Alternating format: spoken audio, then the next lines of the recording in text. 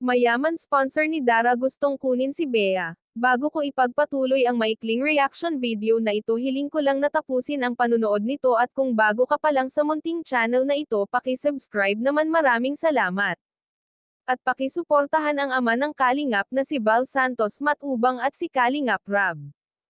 Isang mapagpalang araw sa inyong lahat mga Kalingap. Mayaman sponsor ni Dara gustong kunin si Bea at naaawa ito sa kalagayan ng magkapatid. Lalong-lalo na si Bea at napakabata pa nito, gusto lang naman niyang tumulong at kung papayag si Dara sa gusto nito.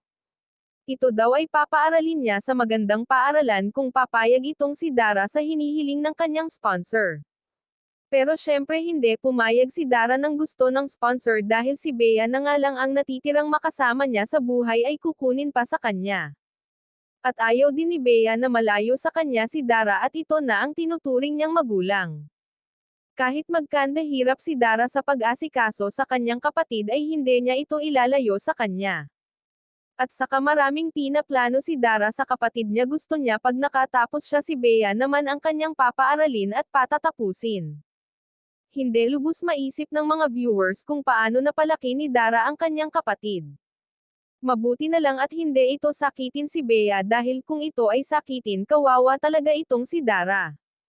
Dahil nang hindi pa natutulungan si Dara ng Team Kalingap ay tanging ang tatay lang ni Dara ang nagpapadala sa kanila ng pera pero hindi ito nakatulong sa pag-alaga kay Bea.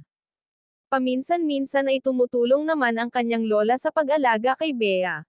Pero mas madalas itong nasa bukid at bihira lang silang uwian nito, kaya malabo talaga na ibigay ni Dara ang kapatid niya sa mayamang sponsor na iyon ay suggest lang naman kung si Dara ay papayag. Maraming viewers ang humanga kay Dara dahil sa mura nitong edad ay nagpapakananay ito sa kanyang kapatid at mahal na mahal niya ito. Hanggang dito na lang ang update ko mga ka-viewers, maraming salamat sa inyong lahat.